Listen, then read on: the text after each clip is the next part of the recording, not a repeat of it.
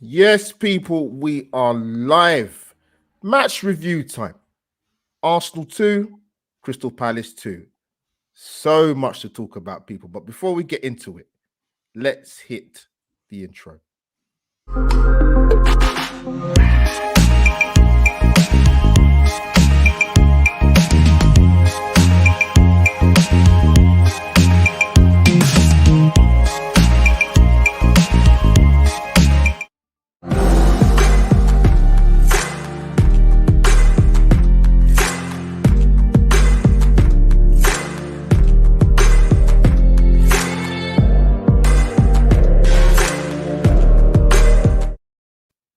Yes, people, we are live back at Albert JTV headquarters. Welcome again to the Southeast London red carpet, as I like to call it. Match review time, man. Wasn't even tempted to do it last night. I kind of took a back seat, see people's views about our beloved football club and what's sort of going wrong and what very little going right, to be honest. But yes, I've got my brother back on the screen for me. But before I introducing people, smash the like button and subscribe to the channel and follow my esteemed guests on his Twitter handle, which is displayed in the box in the screen. And of course, people, I'll put this on my IGTV later and also on Spotify and Anchor. So check it out, people. So yeah, further ado, introduce my brother. It's been a long time since I've welcomed him to the Albert GTV Southeast London practice. But glad to get him on. Yeah, bruv, glad to get to see you again and get you on, man. Yeah, thanks for having me, mate. It's been a while, and I've been busy, but yeah, it's nice to come back, mate. No, of course, man. Normski's already in the chat. Big up to you, bro. So when I normally start it, I'm not actually going to talk about the team lineup because I think it's sort of when I look at it sort of full circle, Ross, brother, in the sense that last season, if you go back to last season, trying to pick a Mikel Arteta starting 11 was nigh on impossible. But I think this season, to me, it's probably gone completely full circle that we've got a settled back five now. I think the front three midfield almost kind of picks itself, barring a couple players here and there. But yeah, let's get into it, man. So yeah, 2-2 against our London rivals. The return of our legend Patrick Vieira. Let me give you a bit of context. So when I looked at our last four games and such in the run up to the four games, so Brighton, Palace, Villa Friday, and Leicester. I did a weekly surgery show with the boys, Kesh, Gunasols, and Arjun. I said to them, what do you think our points returns are going to be? And I said 8 points out of 12. Now, people look quite shocked to me. I thought that's quite a decent, reasonable return. Because this team, unfortunately, mate, you can't hang your hat on them. Said the draw against Brighton happened. Draw against Palace, people looked at me like they was dumbfounded. But listen, we are where we are. So sort of what was your thoughts going into the Palace game in terms of score prediction and how you thought the performance might go? To be honest with you, mate, the same way I always sort of go into games with Arsenal these days. I don't expect to win. I really don't. I didn't really know what my score prediction was, but it's just I'm yet to see a good performance from them, really, mate. And I always get the feeling that no matter who we play against, they're capable of beating us. You know, there's nothing special about this team, the way they play, the way they set up, and it doesn't ever seem to be any improvement. Yes, they may, get 3 wins in a row or something about Burnley and Norwich, but expected. Christ, come on. What am I supposed to do? Get overexcited about it? And then you get people on Twitter saying things like, oh, all those people who wanted Arteta out look a bit stupid now. No, we don't. You look stupid. You've got 3 wins over Mickey Mouse clubs, and now you think we're going to make the Champions League. We're not, So yeah, that's just my thoughts on it, really, mate. And this will just keep going and going and going until I don't know when. We've seen it almost a year ago where he lost a ridiculous amount of games in a row, and he still kept his job. I don't get it. Now he's had the time, he's had the transfer windows, he's got pretty much all his own players in, which I've never seen a manager have that luxury before. Get all your players in before you get sacked, and I'm still waiting for an improvement. Yeah, no, I respect you, man. A lot of people in the comments saying what we kind of echoing what you're saying. G Talks, big up to you, my bro. Part of the Cannon Chatter crew. People go and subscribe to them. And that's the problem. G touches on it in what you mentioned, Ross. When we won the North London, when we beat Tottenham in North London derby, I said to people in terms of my own reaction, fan cams are done on my channel, is I can take that game in isolation and we beat them, locked down the road, and we enjoy that game, that 3 points in isolation. But you can't just forget the Burnley game. You can't forget Brentford. You can't forget the Norwich performance. You cannot dismiss that at all. Because some people looked at it, they went, "Oh, we've got 10 points out of 12." Well, yes, at the time, but you can also look at it, we've got 10 points out of 21. Yeah. I think it's now 11 out of 24, if I'm right. And I said the reflection of this team is not the performance against Tottenham, because you're getting up for a North London derby. The true reflection of this team is the performances against Brighton. The reason why I went for a draw against Brighton, for example, going back to that, is because historically, just purely on that alone, our record is not fantastic there. I know we won there last season 1-0, but that was the first win away at Brighton in a league game since 1981. That's the year I was born. So that should tell you everything you need to know. And the performance yesterday, I went for a draw, even though we found out sort of before the game that Zaha was missing. And that's another thing. He weren't even playing, Ross, and they outplayed us. But this team, we're not there yet. So that's why I went for a draw against Palace. And I'm sort of thinking going into the Villa game, before I come back to obviously the game yesterday, is I'm concerned, mate. I was concerned, obviously, with the way the direction the club's going anyway, but I'm concerned just by what we're seeing from an offensive point of view, because at the moment it's horrendous. I mean, just taking into consideration to ask you, mate, what did you make of the first half? I've got my thoughts, but I want to hear yours, mate. Yeah, so my thoughts on the first half was I thought they started okay. They took the game to Palace, which you'd expect. We're at home against Crystal Palace. Yeah. But what I really struggle with, and I've seen this before, I even saw this under Wenger, is we go 1-0 up and then we sit ridiculously deep back, just inviting wave and wave of pressure all the time. And I just don't get it. What was it, 1-0 up after? Was it 25 minutes? Yeah. Something like that? What, are you just going all out defence for the rest of the game?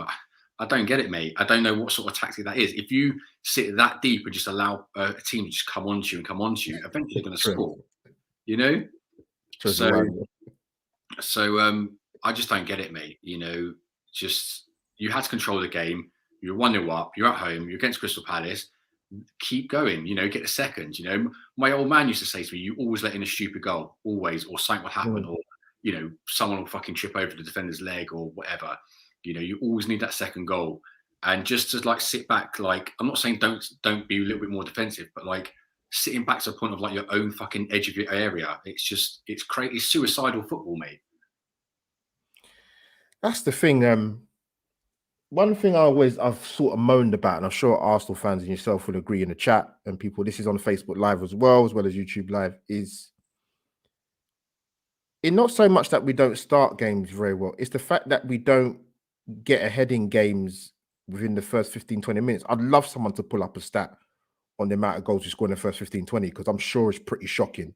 But we actually, for once, started the game yesterday, goal within 7 or 8 minutes. But if I'm being honest, mate, after that, we didn't show any ascendancy. Palace didn't start well. That's the thing. So to apply the pressure after getting the goal so early for me was paramount. You're at home in a London derby. Don't get me wrong. Palace, we haven't beaten Palace at home for now. I think that's 4 seasons now. After yesterday, which is which is shocking in itself. But I was shocked we went in at halftime 1-0 up. Seriously, if Palace had played better passing in the final third, I thought Conor Gallagher was excellent for them yesterday. One player to look out for. Big up Kesh. He was the guy that sort of brought it to his attention. Yeah, he played well at West Brom. He was on loan last season, but Benteke obviously was going to be a handful. Again, hasn't scored in many games, and he scores again yesterday. it's just poetic justice, man. And Austin Edward, for example, bro, as you will know, he's somebody, and I'm not talking about Edward in terms of the fact that he scored yesterday. I'm talking about the fact that he was a viable option, but because in terms, if I'm looking at the Arsenal fan base, they're how can I put it nicely? Some of their snobbery towards certain players, not good enough. Players better than him in Scotland. Listen, he had a good game yesterday. But yeah, mate, I was surprised that Arsenal went in at halftime 1-0 up. And actually, if it wasn't for Ramsdale's save, it would have been 1-1 at halftime. But what shocked me, Ross, to come back to you, mate, is if I look at that Arsenal starting lineup, people can say what they want to say about Nicolas Pepe. I'm sure there's people in the chat and people have their views about him. I've seen it in the stadium, how they feel about him. Like, wow, he's almost the fool guy, mate. I'd go as far as that. But with Arsenal, I was shocked, but I wasn't shocked because, like I said, you can talk about the wins against Burnley and Norwich and beating Spurs, but it's impossible to ignore the fact that we don't look like scoring goals. Yeah. And that's with Aubameyang leading our line. So yeah, the performance in the first half was shocking. Obviously, I don't want to forget the fact that Mike Dean was the ref and failed to have sent off a certain James McArthur for that shocking tackle on Bukayo Saka. It was. I couldn't believe it, bro. So I've never seen a player blatantly try and injure another player like that. Yeah. And not get pulled, either sent off or the FA's not stepped in after the game. It's ridiculous, mate. That's the sort of thing you do at school when you're pissed off with somebody and a fight erupts, you know? I couldn't believe it, mate. Honestly. When I saw the replay, it's even worse. I couldn't believe it. He just rebooted him, mate. Yeah. With the first half, before we touch on to the second half, mate. With I don't know how much you've seen of Crystal Palace this season. You know what? I actually almost felt like it's an audition for our Vieira coming to the Emirates yesterday. But personally speaking, how what would you put him down to more? Is it the fact of Arsenal was so poor, or Palace were excellent? Where do you sit with the balance with that? I'd probably say Arsenal were poor, mate. I don't, I think Palace were okay. I do think they've got some good players.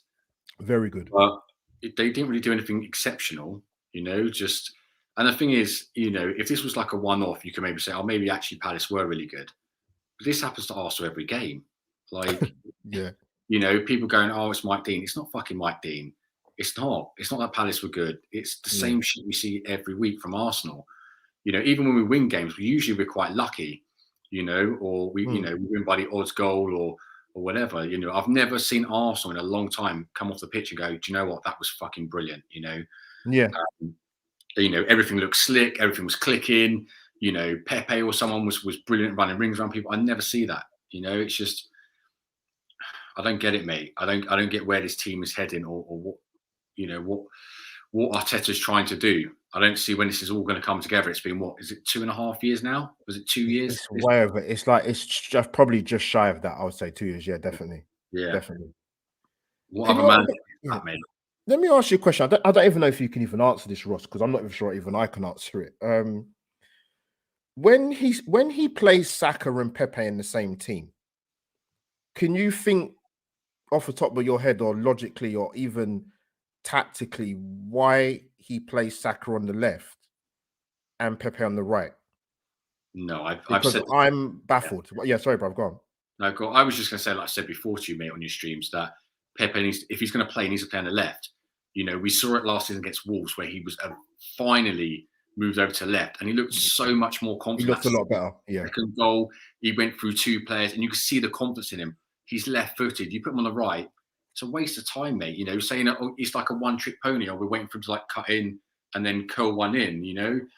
It's what you pay 72 million for that. It's ridiculous, mate. It's bollocks, and they know he's going to do that as well. So, no, mate. If he's going to play, he needs to play on the left or not at all. Yeah, I mean, no, you're right, mate. I just, it baffles me. If I could understand if you played him there and he was being an impact for the team in that position, but he never has been. Yeah. It's not even like he played well last season on the right because he didn't. He played on the left. Yeah. And I it baffles me. And listen, people, I know people in the chat, and there's people that have got already made up their minds about Pepe, which is fine. It happens. People, fans, you're entitled to think what you want to think. But I try and look at it and sit back, Ross, and I think to myself logically, okay, let me put my my Arteta hat on and think for the attacking element of this team. Let me see by putting Pep on the right how it benefits the team. I don't see how it does. No, it doesn't. I've got no idea. People in the chat tell me, when he plays for Ivory Coast, does he play on the right? I don't know. Does he? Thing is, though, mate, we've seen this time and time again. It doesn't work. So why are we still trying something that doesn't work? We've seen it for over 2 seasons now, mate. It does not work. Pepe playing on the right. So stop putting him there. Either play Saka or Pepe, or go to a clock 4-3-3 where you've got Saka left midfield and then Pepe left up front. But playing him on the right, it's just bollocks, mate. It doesn't work. Apart from the odd 1 or 2 goals what he's curled in, which everyone knows he's going to do, it doesn't work, mate. I think, mate. I'm still going to touch on the second half. Big up to the people in the chat, by the way. This chat's lively, man. Thank you for tuning in, man. Your loyalty has no bounds. If you haven't already, which I'm sure you have people in the chat, do Albert JTV a favor, smash that like button straight away, man. But the concerning thing for me, mate, it's not like the only comparison I can make, mate, is, for example, when we did the watch along with me, England, Germany in the Euros, and people criticize England for playing like literally 7 defenders and 4 outfield players.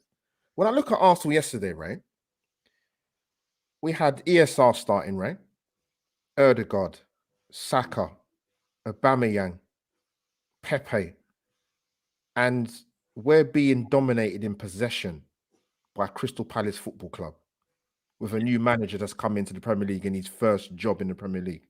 At home. It's insane. They look more drilled and more structured than we did with a manager that's been there for just shy of 2 years. That's frightening. Yeah. It beggars Billy up. People, big up to people in the chat, man. Like, lively. Jeez, man. But if I don't read that, if I don't put all your comments up, people, apologies. But thank you for the interaction, man. It means a lot. But yeah, coming into the second half, probably naively, thinking, you know what, we've come in at halftime 1-0 up. I don't know how. We've been second best. Palace look more threatening. Hopefully things are going to change. But obviously Saka couldn't continue. Sambi Lokonga's come on as sub. And to be honest with you, not much really changed. Before we touch more into the second half, mate, was that bit of did you see that as a very cautious substitution, or could you understand Sambi Lokonga coming on? Who did he come on for again? He came on for this injured Saka. Well, no, not really, because it's a defensive substitute. Yeah, we're kind of all out defence, So no, not really, mate. But I'm not even I'm not even angry anymore, mate. It's just what I expect, I mean, we could go on about like transfers. Like we got an offer for El Neni, who's got a year left of his contract. We turn it down. Like what? What was Lacazette running down his contract to 6 months? And they're going, oh, we're going to swap him for some guy we've never heard of in Spain. It's like, if I was Lacazette, I'd tell him to piss off. I ain't going nowhere. I'm walking at the end of the season and getting a big fat signing on fee from probably someone like Atletico Madrid, Yeah. Just don't get it. We got the people in the chat. Yeah, I've seen the two. All I've seen is attacking options, attacking players, attacking. I'll see mere attacking. The word attacking in there, man. That's gonna be my new word, man. My new motto for when I come on Albert JTV, man. Bare people saying the same thing in the chat. But yeah, the second half, bro. Like, I watched it and it didn't even improve. I mean, Erdegaard. I forgot he was playing, Ross. And he's meant to be. I don't know what your thoughts were in terms of when we signed him or signing him on a permanent. But I said, look, if you're going to bring him in, and I don't believe for 1 minute that was Arsenal's number 1 option. No, I don't. I defy anyone that tells me they thought he was our number 1 option in terms of bringing in a midfield player. I don't think he was. I know Madrid were playing a little bit of hardball, but I mean, the last couple of games, I mean, yesterday, to be honest, more so, I forgot he was playing. Yeah, I generally don't know what I generally don't know what Arteta's saying to these guys in terms of the team setup. Even more so, Ross, when it comes to half times and starting second halves, because at least then you've got your players in for 10, 15 minutes. You can reset, restructure, make the tiny adjustments you need to make. But we came out for the second half, and for me, it was worse. yeah, I mean, what is going on? I mean, the goal we conceded, we deserve what we got. yeah. It was coming. Absolutely deserved it. Thomas Partey, of all people, caught on the ball. What did you make of that? Before I come to you, mate. Sorry, I said it on my fan cam yesterday, right? That in that type of position, if you've got your back to goal and you're in your own half and you're at that point in that area of the pitch, you have to play the way you're facing. So I'm not surprised we got it. And the thing is, it wasn't the first time either.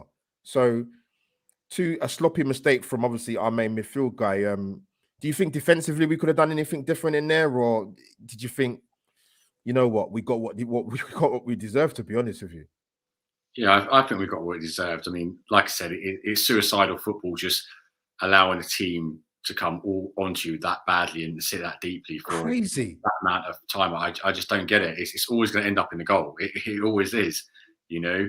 I think Partey made a mistake. For me personally, I think he's on borrowed time myself. You know, it's his second season now, and for me personally, if you don't start making it after in the second season, it's time to get rid. Is that Um, is that where you're at with him? Is it? yeah, mate. Because the way I look at it is, you've got the first season to settle in, and I only go by that because of it took Armory and Burkamp to settle in 1 year. You Yeah, know, but if 2 years later or after 2 seasons, it's like Ceballos, it's not happening, then it's not happening. You know what I mean? Like, and mm, sometimes you could be the best player ever, but it's not working for I don't know what reason. I mean, we've seen players not really making a Premier League go to Spain and they absolutely smash it up. You know, yeah, it could be the team, it could be that their family's unhappy, they're not doing the right tactics, or whatever. So yeah, I am, mate. And I'm not saying he's been fucking massively bad. yeah, I'm just saying he's not been massively good either. yeah. Ross, So sorry, Ross, just to ask you as well, what do you make of sort of like I was saying about the it's a two-part question, but the signing of Erdegaard and what you saw sort of last yeah, season and what you've seen so far this season with him. exactly what I said last season, mate. To you, that I didn't see what he did to warrant Arteta signing him. It seemed like Real Madrid didn't want to sell him, and then he became available, and then it was like, yes, I want him because we had him last season. And again, mate, it's another weird decision. I mean, he was going all out for a while last season at 45 million, couldn't get him, Hmm. right? 45 million, that's all it was, couldn't get him. Now he's available for 25 million or even on loan, and we don't want him. I don't get it. And we paid, was it 30 for Odegaard? Yeah, about that. Yeah, yeah. And I remember saying to you on the thing last season, I said, we've seen Odegaard and he's not good enough, right? And I said, if we're going to get him, fine, but we still need a while. And I said, probably even Zoboslai as well. I said, we need more creativity because our attack is just non-existent. Some people think we're laughing at that. I was like, no, I'm generally being serious. Can you look at our attack now and say that we're exciting to watch, or we're creating shitloads of chances, or we're scoring lots of goals? No, Smith Rowe's still young, so he's got time, and I'll give him time. But you know, That's the thing, Ross. You make a good point with the ESR thing, because if you look at him and Saka, right, as promising and as talents as they are, a lot of it still for me is potential. yeah, Potential doesn't guarantee you anything. So no, if you're relying on potential like Odegaard. to spearhead your team from an attacking front, you're gonna come up short. I hear the argument about buying the 5 players 23 and under and for the future, but we have to, as supporters, we have to go by what we see now. Yeah, I've heard people argue maybe we should have gone the complete opposite way of actually buying experience and then adding the youth to that, rather than it being the opposite way round. I mean, it's crazy. I mean, with the I think I lost my train of thought. I was going to say someone touched on it. Was it about Erdegaard? Yeah, that was it. You just reminded me.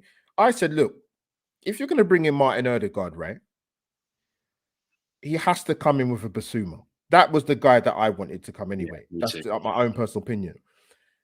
If you're not going to do that, and let's read in between the lines, maybe that wasn't done because we kept Granit Xhaka. I'm assuming that was the reason, because to get in Basuma and Xhaka still there, and it wouldn't have happened, knowing that we've already bought Thomas Partey from the season before. It's not going to happen.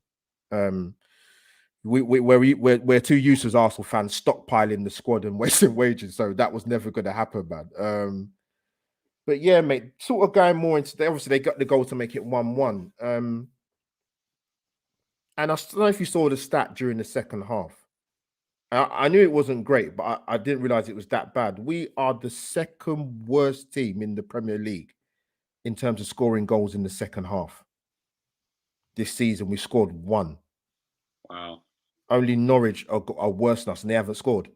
Is that 2 now, or was that 1 last night? It was. Oh God, it was 1. I think it might have been. It might be 2, including the Lacazette. It would be 2. Yeah, it'd be 2, including the Lacazette goal. That's a horrific stat, and actually that reflects badly on the team from an offensive point of view. Yeah. I mean, second worst in the league in scoring goals in the second half. How are you supposed to win football matches? It's all well the defense for once, as I've mentioned in weeks gone by this season. One thing I wanted to see is a more consistent settled back 5. That's going to take time, Ross. That could take 2 years. Yeah. If you keep that back 5 together, and obviously you bring in Saliba as well, so that's 6. You've got those 6 to work with. Yeah. And by the way, you know what? In terms of Saliba, and I did actually watch the game the other day. I asked one of my boys to tell me look, whenever Saliba's playing, let me know. I want to watch him play, see how he's doing. He did all right from what I saw the other night when he played against oh God, what team was it again? When Gunduzi scored a couple, but well, he scored 1, sorry, shall I say. But yeah, from what I hear, he's doing all right. Marseille Saliba.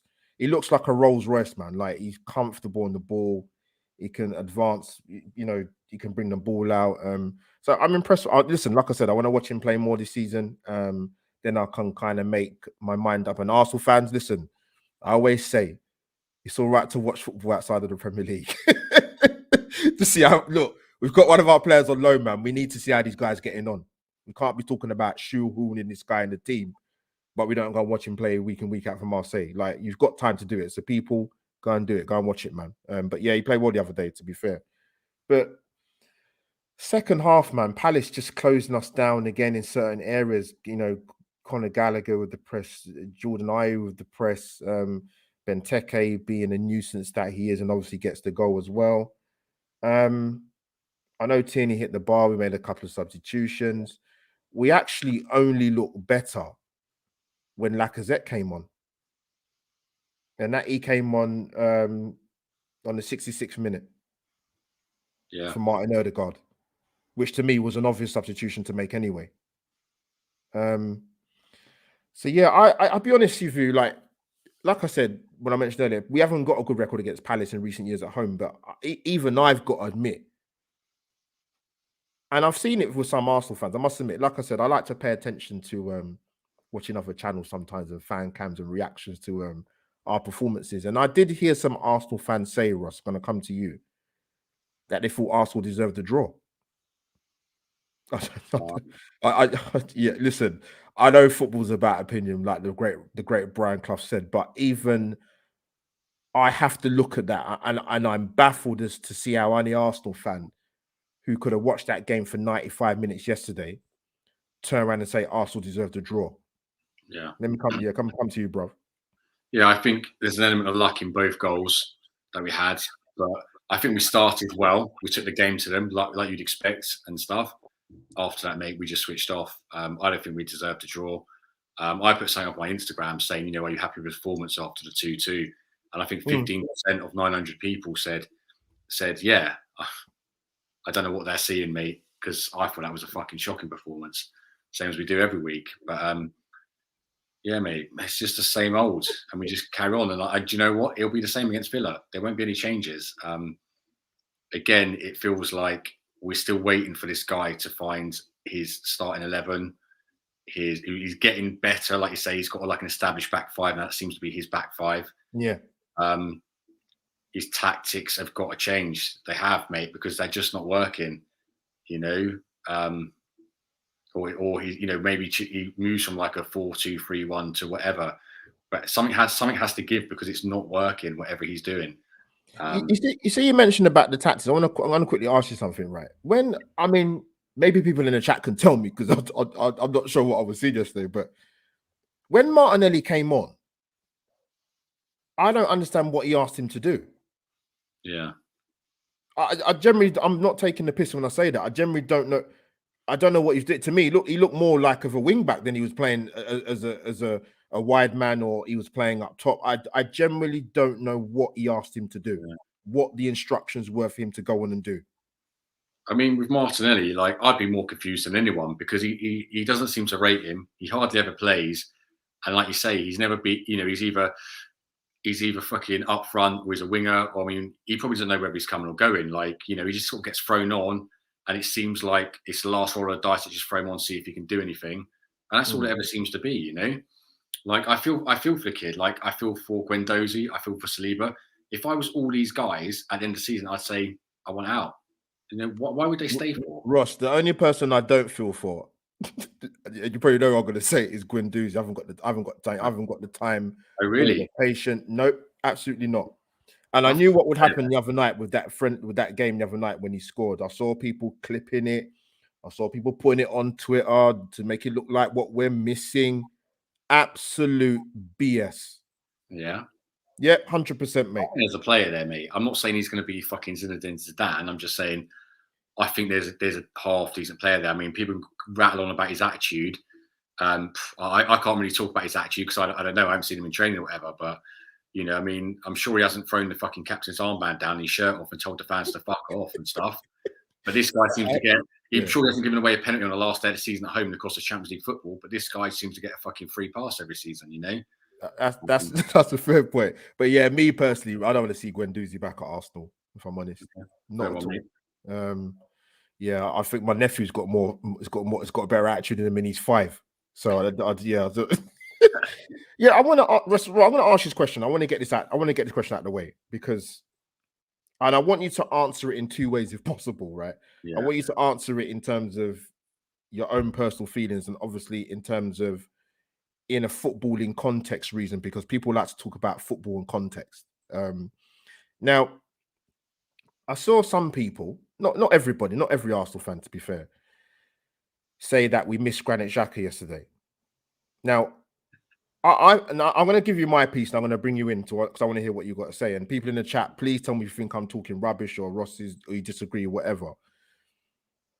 When I watched that game yesterday, he was the last thought on my mind as to why we got the result that we got and the way we played while we played.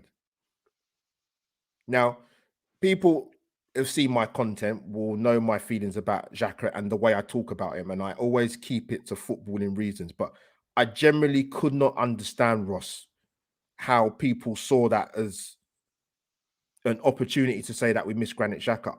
I'm baffled.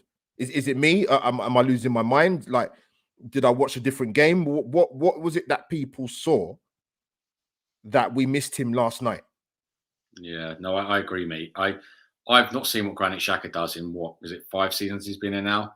I didn't see anything. He's 6 year now. Yeah. Is it 6? Fucking hell. Yeah. Wow. No, mate. I can't see what he does well. I can't say that he attacks well. He doesn't defend well.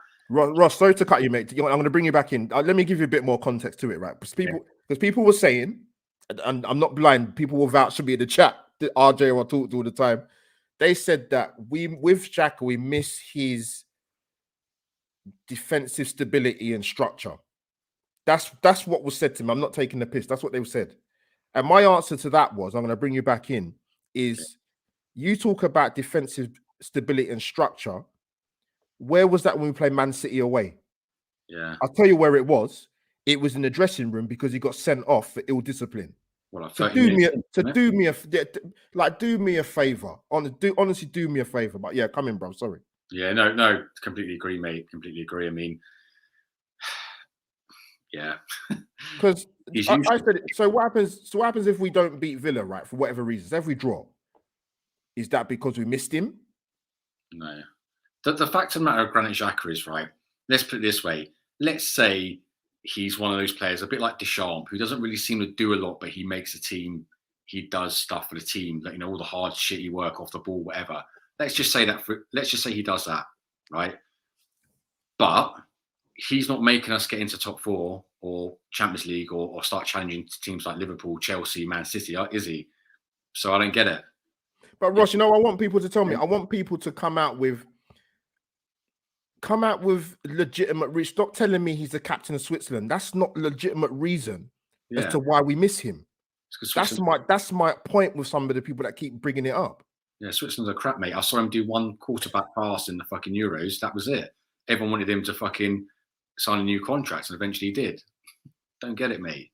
I don't get it. I really don't. Yeah, I wanted to ask that because I generally was baffled as to why that would. It's all, you know what it is, Ross. It's almost like it's a default answer. Yeah. Arsenal don't win a game of football. We don't create. We miss Granit Xhaka. We miss his defensive capability and structure that he brings to the team. I don't understand where that comes from. Yeah. I could understand, for example, I don't know, if Aubameyang was out for a couple of months. That's a problem because he's our go-to man when it comes to scoring goals. Sure. He's that important, despite what he's sort of what he's given in performances that I've not been too impressed with, if I'm being honest with you. But I can see why people would have that argument with him. But with the Xhaka thing, and like I said, I tried to keep it to footballing reasons. I was generally baffled as to why people thought that we missed him yesterday, as to why Arsenal performed the way they did. Yeah, what are we missing exactly? What would have been different if he'd have played? But that's what I'm. But this is what I'm saying. That's what people were saying. It was the defensive structure and stability. Well, how come we haven't finished higher than fucking 8th in 3 seasons then? If he's that good, I don't get it. But then they'll turn around and say to that, what you're saying. All down to him. Oh, yeah, but he's not the only one. But I said, but that's not the question. The question is, if he's so impactful to the team, or he's so important, then he should be doing more than what he's done in 6 years. Yeah, Saka's impactful on the team. Rarely has a bad game. Scores goals, sets up goals, creates chances. Playing any position, left back even, and he's fucking brilliant. That's an impact on the team. Yeah. I don't see what Granit Xhaka's ever done, ever. Yeah, I just thought it was I was quite surprised when I heard a lot of people say that. I generally didn't understand it, but bruv, I mean, like I said, when I said to you earlier about the run of fixtures that we had at the time, out of those games, out of 12 points, what was your honest sort of what would have been your sort of Arsenal points return? I went for 8 out of 12 because I've seen enough of this team to say, you know what? I mean, I said we get the wins against Villa and Leicester. I mean, I've got to be honest. I'm looking at now thinking, I'm not so sure about Friday night. I'm going to be going to that game, and they're a decent side. Villa. Yeah, I think they brought well, haven't they? This summer they brought, is it Leon Bailey, that winger out of Leverkusen? Yeah, Wendia, who we were linked with. Yeah, a couple of others, didn't they? I think they got that. Is it Twanazebe off Man United on loan? Yeah, for a season-long loan. Yeah, and you've got a couple of other players. I can't remember who else. Oh, was it Danny Ings? Yeah, Ingsy. Yeah, Buendia bought. Yeah, they bought a couple of others as well. Obviously, they lost Jack Grealish, but that was always going to happen. I think that was always on the cards. No, mate. This is what I said at the start of your stream, mate. I don't expect us to win any game anymore. Even when Norwich turned up and stuff, I was like, do you know what? I wouldn't be surprised if we lost, and we almost did, to be honest with you.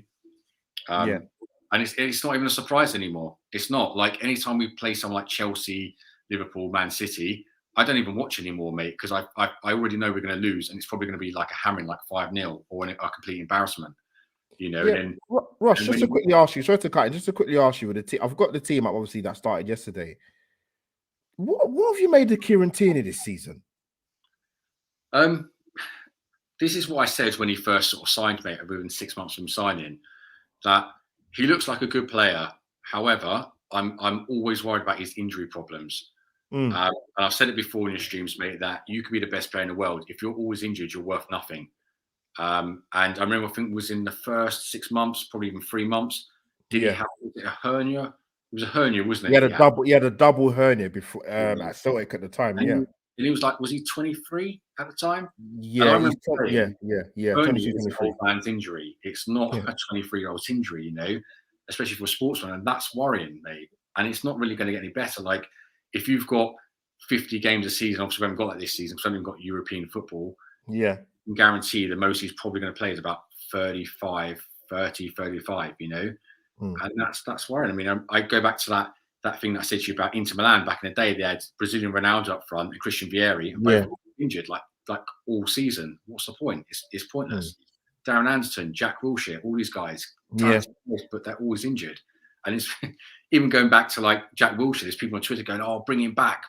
He's not he's never fit. Yeah. On there, all we need is to get him is to make sure he stays fit and well. He's never ever been fit and well. He's now what 29? He's never going to be. Yeah. And that's my issues with Tierney. He's a good player. He gets it. He would be the captain of the club, sort of thing. He's got that kind of spirit behind him, like, come on, let's fucking do this and all that. Yeah. He's not going to be fit enough, mate. And it's always a worry, mate, with players like that. And we've had enough injury-prone players over the years. It's a shame because he would be a good player otherwise. Yeah. So yeah, we got a draw. I don't know how we got a draw. I don't even know how we got. I honestly don't know how we got a draw out of that game. I just sort of talk to you about. Obviously, watching the game, I think Vieira personally outsmarted Arteta. It's pretty flipping obvious, to be honest. And Ross, I don't know. This is what I don't understand. And I said this to you before we went to the live stream. People in the chat, RJ, have had this conversation with you as well. And with Mikel Arteta, we know what it is, and there's a lot of problems at this football club. And I've also mentioned it, and I've stuck my head above the parapet, and I said, look, the problem, that one of the largest problems with this football club is the sections of the fan base. Huge problem, Ross. And I said to you before we did the live stream, and I think things. Big up Kenny. Kenny said it. I saw on a podcast a few weeks ago. He said some sections of the Arsenal fan base, they're enablers. Yeah, it's absolutely spot. It's true. Like for people that might think, "Oh, we're talking about," it's just in terms of, I don't know. For example, somebody, unfortunately, might have a drink problem, and you have a social circle that are always around you, and they're sort of feeding into your habit. They're not, they're not kind of looking out for your best interest. They're always enabling your behavior. Yeah. I've always said it. Arsenal fans make hell of a lot of excuses. Russ, I could rule off a bloody crime sheet. It's only pre-season. Nobody else is doing transfer business during the summer window. Arteta needs to have more time, or he needs to get his settled 11. I'll give you a perfect example. People within our circle, or even outside our circle in terms of YouTube or Twitter or whatever, we lose to Villarreal last season. Sack him.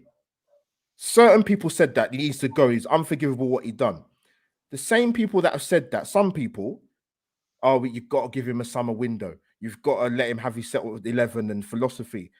I understand you can change your mind in football. I totally understand that. But how can you go from that extreme, saying that we should sack him, to then give him a chance to mold this team and have a philosophy?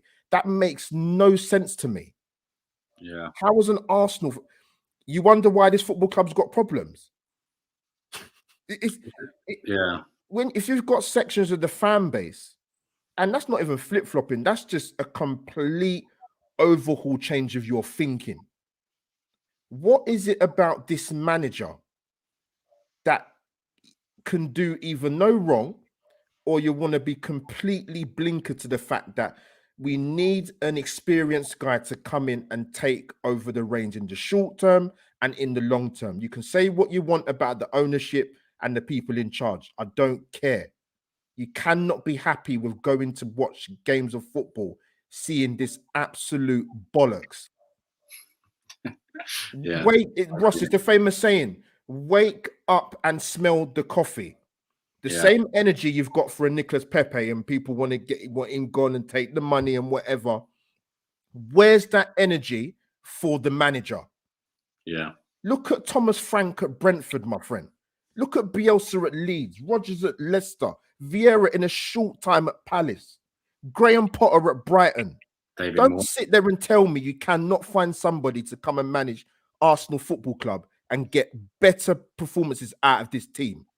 Yeah. 100%. I don't understand what is it with this manager that you want to make every conceivable excuse. I just don't understand it. Sorry, come in, bro. Sorry, man. I said it at the start when we first got him, mate. They build him as the next Pep Guardiola. And everyone's like, he's going to be a fantastic coach. Everyone says so. I stood there and said, you've got nothing to base that on other than that is the bullshit they're telling you. He's never, ever managed before. So you've got no basis to say that. You can't say that. And nobody can say that because he's never managed before. It was ridiculous, you know? And we've seen it before.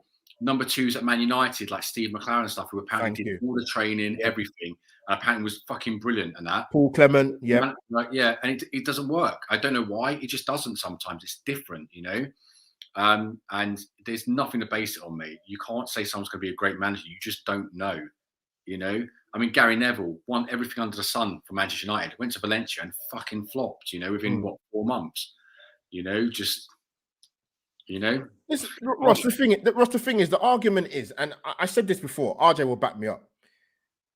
Where some people would just listen, you can sit here and kid yourself and talk about context and, you know, taking a step back and let's be honest, right? Let's be honest. To me, I look at it and I think to myself, you can give him all the time in the what. Listen, people got this thing like the best way I can describe it, Ross, right, is people when they tweet, for example, they want to be the ones that want to pull up tweets from 8-12 months ago, 2 years ago. See, I told you that he's going to be a good coach, but he may go on to be a good coach, but just not at Arsenal. Yeah.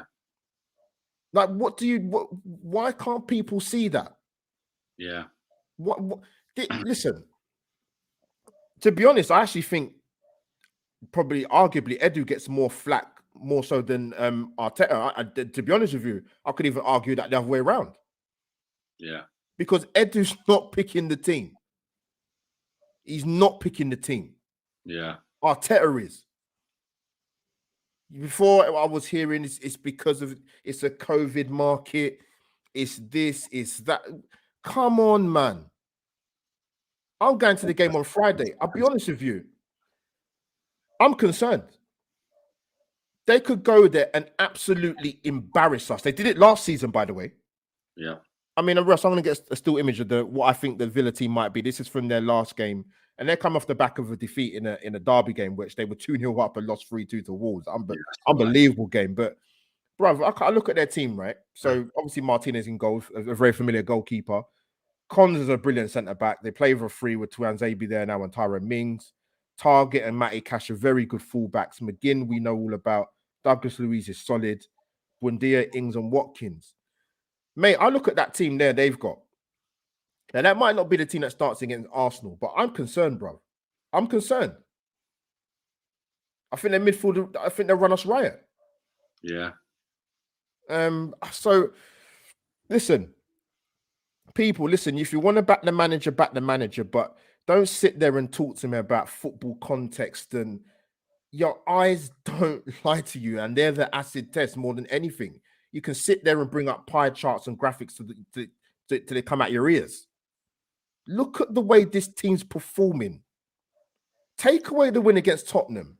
Are you happy with what you're seeing? And that's why people flip-flop, mate, because they see 2 or 3 wins in a row that we somehow scrape through, and then they go, oh, look, everything's good again. No, it's not.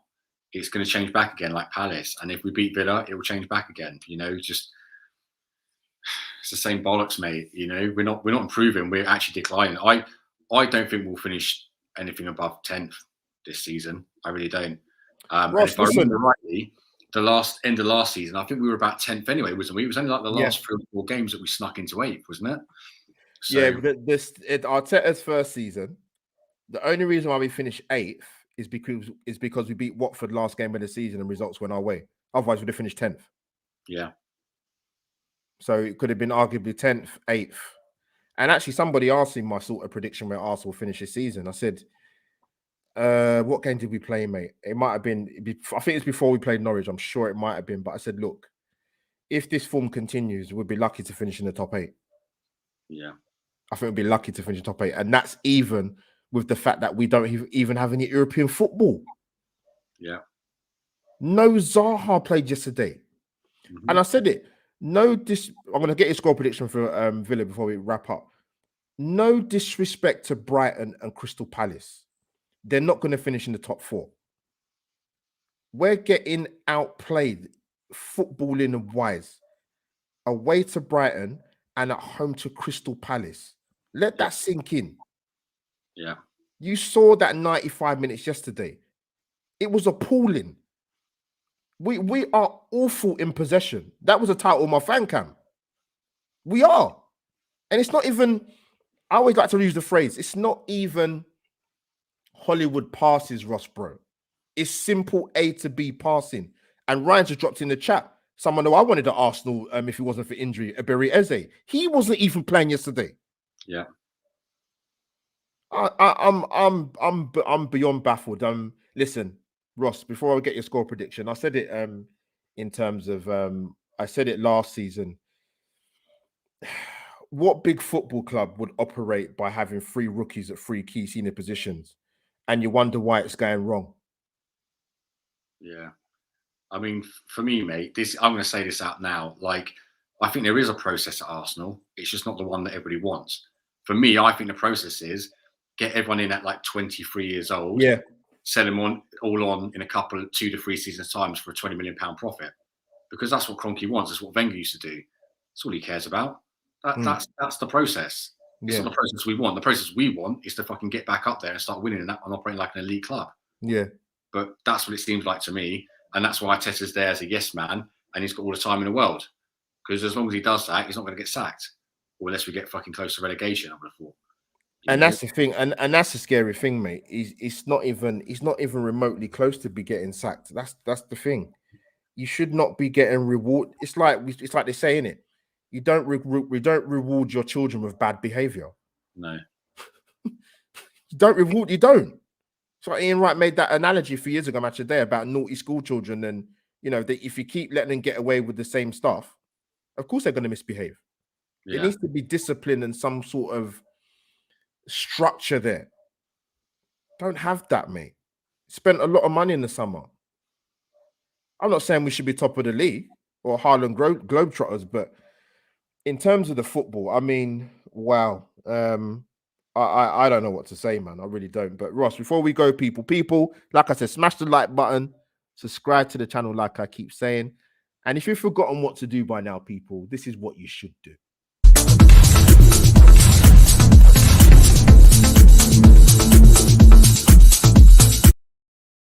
And there you have it once again, people. Smash that like button, like I said. Ross, big game on Friday. They're all big games with Arsenal, to be honest. This is one of the games I said we'd actually get a win. But after seeing the last 2 games, I'm really not sure, man. I'm gonna come to you. What's score prediction wise for Arsenal versus Villa on Friday? I'm going to go for 3-1 Villa, and I'll be honest with you, mate. I honestly want to say 4-1, but I'm being positive. Wow. I don't expect us to, like I said earlier, mate, I don't expect us to win any game, and I'm not angry anymore. I'm not surprised. Yeah. And I also expect that we'll play shit. I do, because that's what happens, mate. And it will just keep going on until either the fans stop turning up at football matches or start just booing the team again, or I mean, that's probably what will happen at some point, I would have thought. Now we're allowed back to the stadiums again. Yeah. I don't expect anything anymore. I don't. And, anybody could turn up. We could pick, draw a Division 1 team or whatever it is now, the championship team in the cup. I wouldn't be surprised if we lost. I wouldn't be. Yeah, we've got Leeds next. I'm going to that one as well. We've got I think is it next Tuesday? Is it people in the chat? I'm not sure. But people, there you have it. Seen 3-0 to Villa, 4-1, 2-1. I think B's gone for 2-1 Arsenal. I think, yeah. Listen, I've stuck with my predictions for the last 4 games, so I'm gonna stick with it. I'm not doing it in any confident way whatsoever. Oh wow.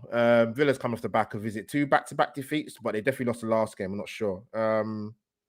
Good side. Dean Smith is a very good manager, by the way. And that's the thing, bro. Like, even if Arsenal were losing games, but you could see what they're trying to do in terms of an attacking threat and being drilled and a clear way of planning. But I see that with Thomas Frank. I see it with Bielsa. I see it with Brendan Rodgers. I see it with Vieira. I don't see it with our manager. And that's not just this season. I go back to his old tenureship.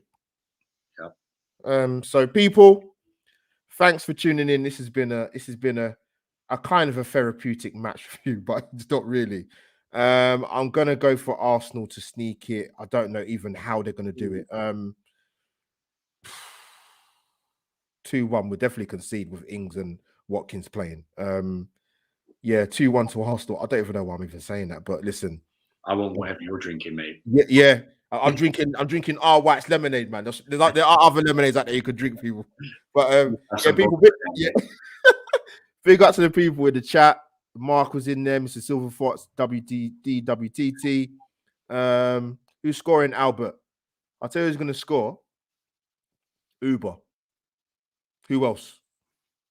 I think Lacquer. If we get a goal, probably Lacquer.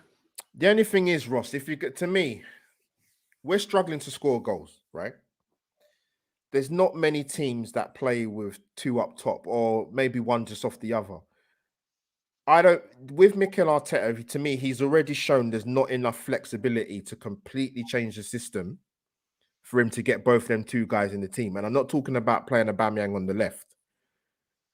Like I said, he's not going to play 2 up front. He's never done it since he's been the manager of Arsenal. He's not going to do it. But me personally, to try and get some goals into the team, I would try something different, anything different. Get 2 of them up front. If it means sacrificing one of your so-called attacking midfield players, you do it. Yeah. I would go 4-3-3. That I think he's got to try that because plays back 5 and plays Saka, Partey, and Saka's probably injured now, isn't he? Yeah. Another defensive midfielder, and then play up front. Pepe left, Lacquer and Auba, I guess, or Martinelli. That's what I would try. Oh God, there's more chance of me getting the game at Arsenal than Martinelli the way things are going. Bloody hell, I mean, Jesus. But Ross, big up to you and people. Like I said, smash the like button as usual, and I will put this on my IGTV and Spotify and Anchor for audio listeners. Ross, my bro, never forget you, man. Like I said, I never get too big for my boots when it comes to YouTube life, man. I remember the people I started with, and you're one of them. So great to get you on again. Where can the people find you, man? Just on Instagram, Twitter, and YouTube. I haven't done it for a while now, but I'll probably get back to it at some point. Just Ross at Gooner TV. But yeah, thanks for having me back on, mate. It's been a while since I've done a stream, so it's been good. Yeah, no, of course, bro. You're always welcome on my channel, man. Like, you're one of the guys from the start, so it's all good. People in the chat, give yourself a round of applause, man. Superb interaction, man. Look, chat was lively. Yeah, people, we have it, man. So Arsenal draw yesterday, London derby. We have a big game on Friday against Villa. I'll be there myself at the game. I don't think the stadium's going to be very full, if I'm being honest. From what I saw yesterday on the camera, I was like, whoa, that is not good. Listen, it's not easy. It's not cheap to go and watch Arsenal. So I understand some people might keep away, but yeah, big up to you people, man. Yeah, you'll see me again sometime soon around YouTube, maybe on somebody else's channel, who knows? But big up to the people at Albert J TV. That is me, Albert J TV, over and out. #match review.